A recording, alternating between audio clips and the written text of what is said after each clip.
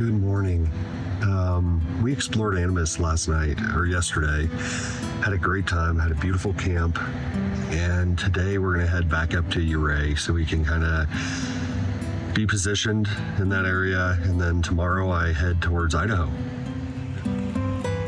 I woke up that morning knowing my time in Colorado was almost over, and even with everything around me, I could feel my mind starting to drift ahead, thinking about what was next, worrying instead of just being here. We are about to depart camp at Animas Forks. This was a gorgeous spot. We had great weather. It got chilly overnight. Right now, Caleb's on the phone because of his business. We want to go do Cinnamon Pass, but we may have to run into town so he can get on internet, stable internet, and sit somewhere and work for a bit. We'll figure out in the next few minutes what's going to happen. There's a ton of UTVs that have gotten up here. This is just such a pretty area. Okay, so Caleb, unfortunately, is going to have to go into Silverton, get a hotel, and work. That is such a beautiful waterfall. That morning, things shifted pretty quickly. We had a plan, but it changed. And if I'm being honest, I still struggle with that more than I'd like to admit. Even surrounded by all of this, my mind wasn't here. It was already ahead, thinking about Idaho, thinking about what was next. I've noticed something about myself. When things start stacking up, my brain gets overwhelmed. And when that happens, I either shut down or I want to isolate. For 24 years, I knew exactly who I was. And now, I'm trying to figure that out all over again. I've carried a lot of guilt about who I was and who I wasn't, especially as a dad. But I'm starting to realize I can't live there anymore. And honestly, I needed somewhere safe, somewhere I didn't have to perform, didn't have to have it all together. That's what Idaho was for me.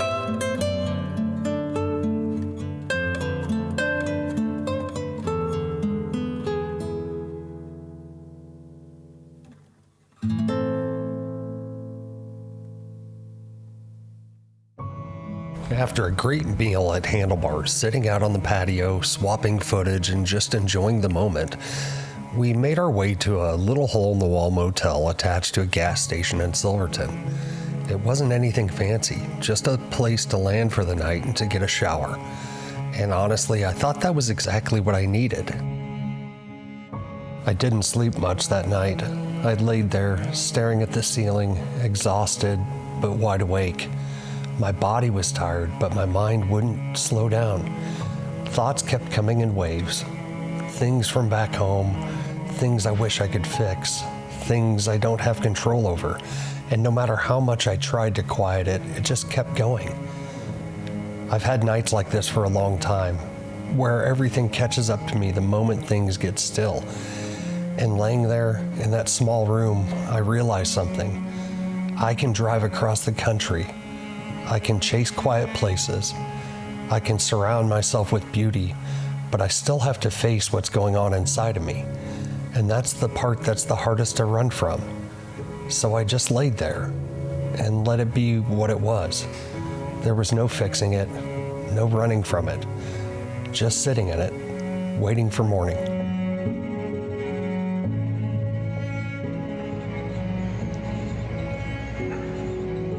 I filled the truck up that morning, one of the perks of staying at a gas station motel. Good morning. It is Friday, July 25th. And I've been on the road for about an hour. I left Silverton and I'm heading towards Idaho. So right now I've got 10 and a half hours if I go all the way to Dana's. I think I want to do that because it's so early, but I don't know. So I'm on the road and there's not going to be a lot of video today because it's just all highway driving. I set my sights on Eagle, Idaho, with a lot of road in between. It ended up being about 11 and a half hour drive, and by the time I got there that evening, I was done. I was tired, worn out, And honestly, I didn't pick the camera up once. I just needed to get there. And what was supposed to be a quick overnight stop on my trek west ended up turning into a few days. And looking back, I think I needed that more than I realized. I've known Mike and Dana since I was a kid, back when I was living in California. Dana used to babysit me, and once her and Mike started dating, Mike was always around. Life took us different directions over the years, but the respect I have for them both has never changed. And after everything that's been going on, I was really looking forward to just catching up and being around people who knew me long before any of this.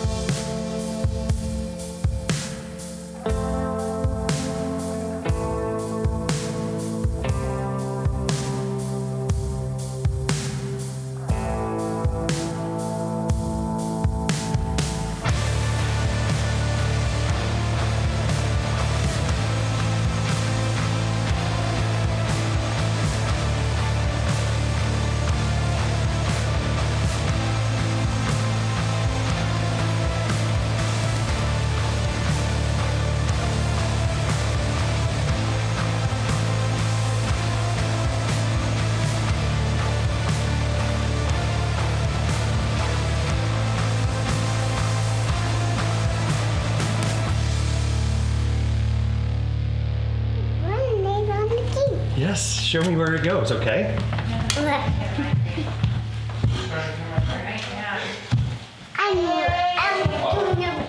Good morning. I've been pretty silent since I've been here. I've recorded some stuff, but I don't know what I want to put out. I love Idaho. Everything from the weather to the politics to everything. Today we are leaving Eagle, Idaho, and heading up to Mike and Dana's cabin up in the Cascade, Idaho. We're gonna spend the night there, and then tomorrow I go on to Seattle. So I'm letting Charlie enjoy the morning and go to the bathroom, and after breakfast we head up to the cabin. What's up, buddy?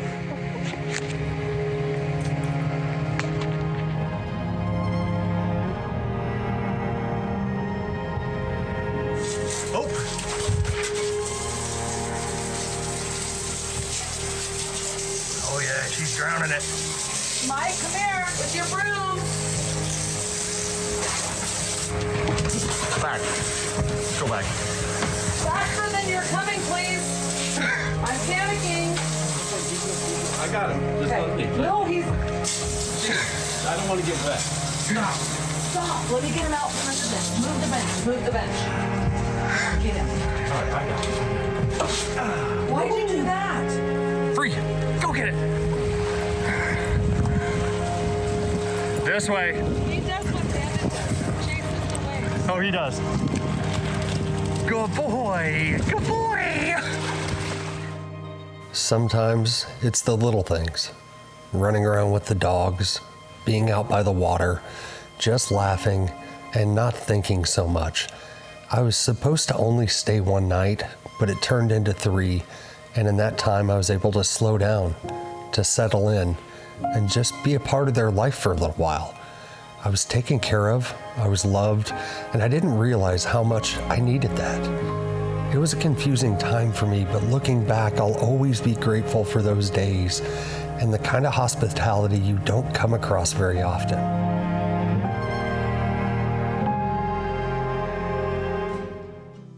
On the morning of July 28th, I said my goodbyes and pointed my truck west towards Seattle, leaving a place that felt safe and stepping back into the unknown. Those few days in Idaho gave me something I didn't even realize I was missing: peace. Not because everything was figured out, but because for the first time in a while, I wasn't trying to fix everything. I spent a lot of time thinking, praying, wrestling with things I've been carrying for a long time. Forgiveness, letting go, learning that I don't have control over how this healing process goes. And that's hard for me, because for most of my life, I've tried to control everything. But I'm starting to see maybe this isn't something I can force. Maybe it's something I have to walk through, one day at a time. And maybe I'm not meant to do that on my own. And for the first time, I wasn't in a rush to have all the answers.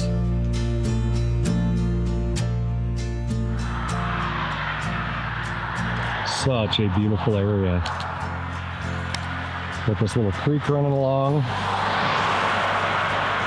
And I had to run over here to this field. This is just stunning.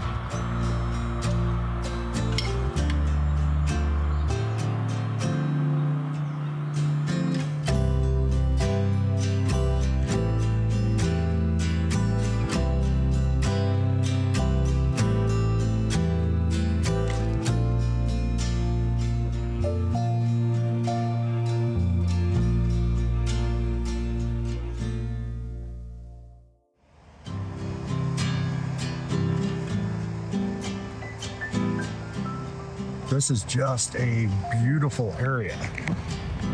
So here, got deer over there, and here's the valley. Pretty pumped about this drive. It has been beautiful. We just stopped and fed Charlie and on the side of the road. So that was pretty cool.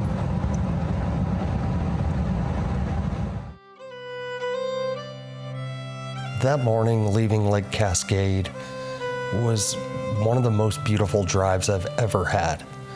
I've always loved early morning drives.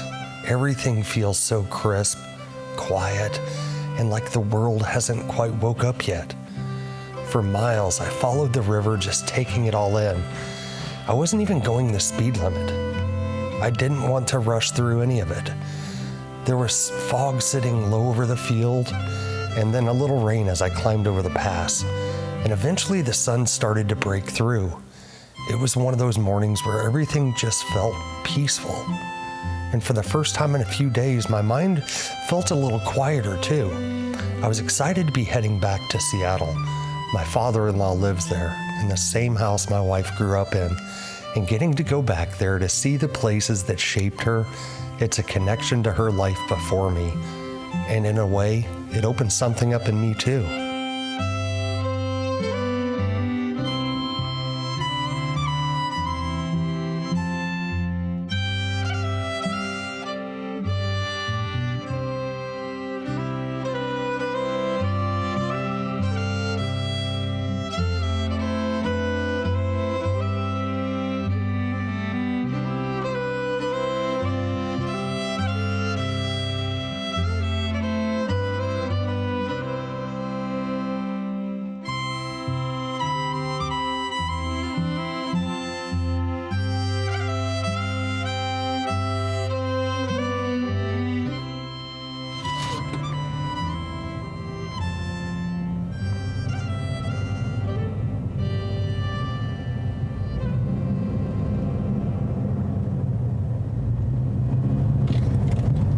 Jeez. Okay, I personally think this is so ignorant. This lane was open the entire time after the equipment got off of it. And now we're doing 20 miles an hour for 100 yards just so they can say they had a pilot car. And I'm sure they charged the state a lot of money for that. You could have had the two people blocking and they could have stopped traffic when equipment was in there. Yeah, that doesn't make a lot of damn sense.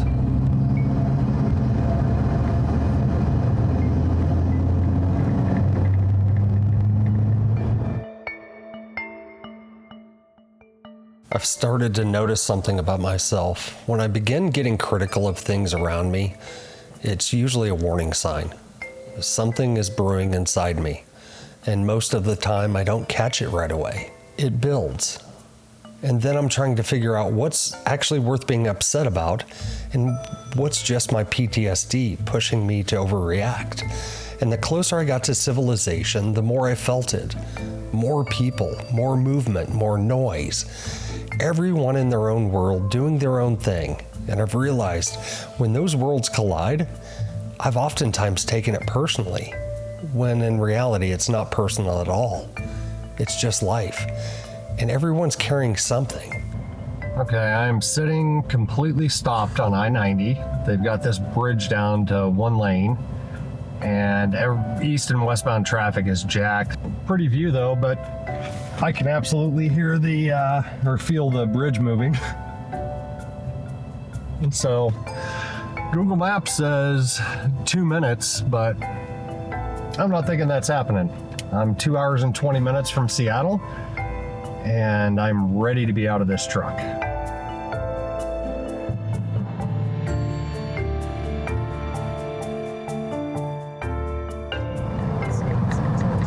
In the States, but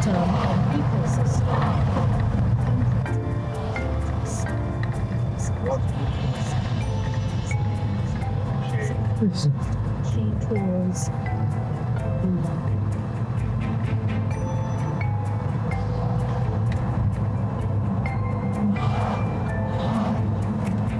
Some car stalled.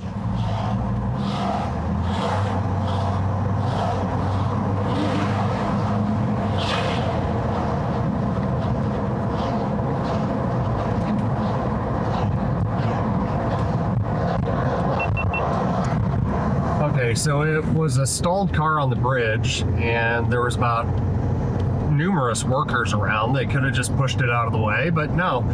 They've got eastbound completely stopped, and I'm very curious to see how long this lasts. After a pretty frustrating and honestly needless traffic jam, I was finally moving again towards Seattle. And just for reference, this is sped up to 400%, just so you can see how far it was backed up. I know what you may be thinking. You're going the other direction, just be grateful.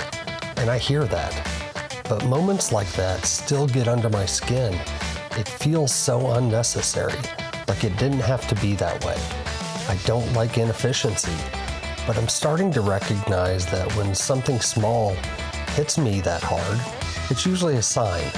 Something else is going on inside me.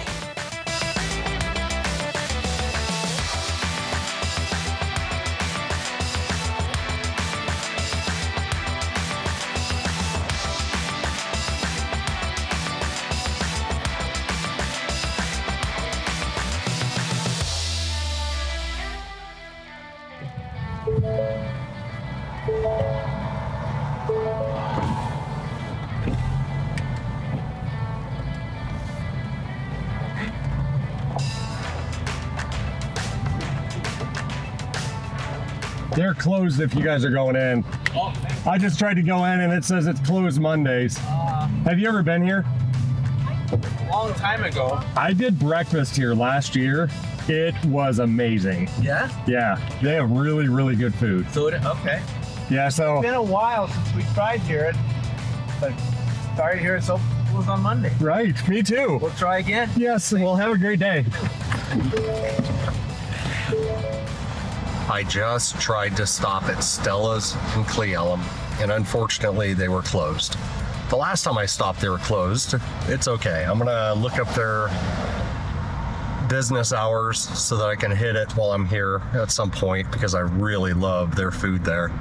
So now I'm heading on to Seattle, and I think I may just stop at Taco Time or something like that. The closer I got to Seattle, the more I could feel that excitement building. My wife and kids were flying out of Kansas City that morning, and once they landed, I'd finally get to see them. My family has always been my safe place. It wasn't long before I hit Seattle traffic. I had originally planned to stay on the highway almost all the way to the house, but with construction on I-5, I ended up getting off and rerouting through the city. Even with the traffic, I was still in good shape on time. I just needed to get to my father-in-law's house, unload the truck, and then head to the airport to pick them up.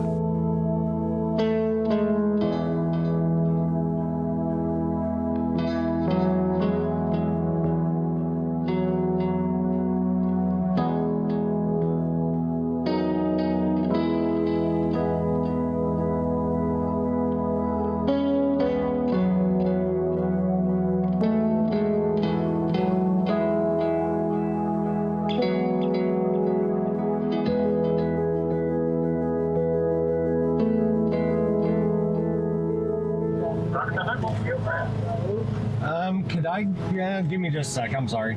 Can I get a beef crispy taco and a pinto bean and a side of potato rounds, and that's it.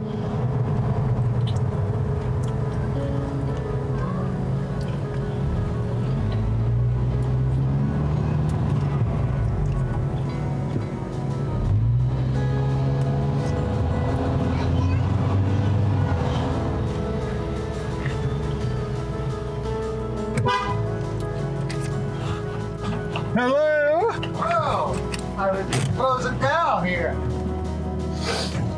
Charlie, I missed you. Who's this driver of yours? Is that a new guy or just grew his beard longer? Grew my beard longer. There's 12, 10. It'll be down by the now bridge. sneaking right there. Right there. No, She's it's even too open. early. Right there. I Right here. Right here. No, she is right there. Yeah.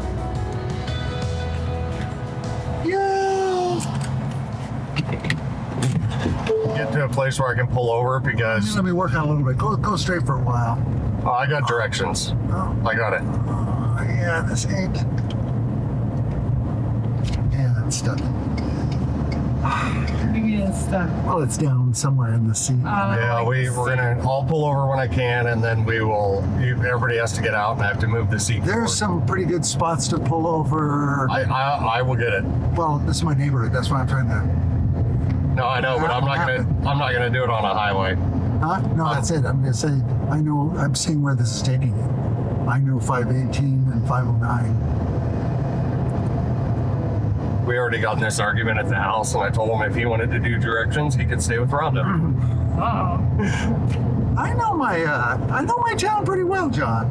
I'm not saying you don't, but you tried to take me down 5, and it was like 14 minutes longer if we would have done it.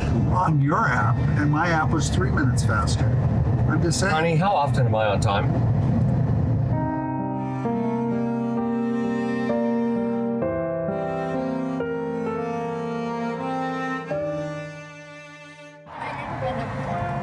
Not right now, but if you really want to go 7-Eleven, there's one by Papa's house. Yeah. Why did you go to 7-Eleven? I don't know. I haven't been there. Even though there can be tension at times, I was still really excited to be in Seattle, and we had a lot of fun things planned. Oh, we got a crap. Thank you for being here, for watching, and following along on this journey. I'll see you in the next episode.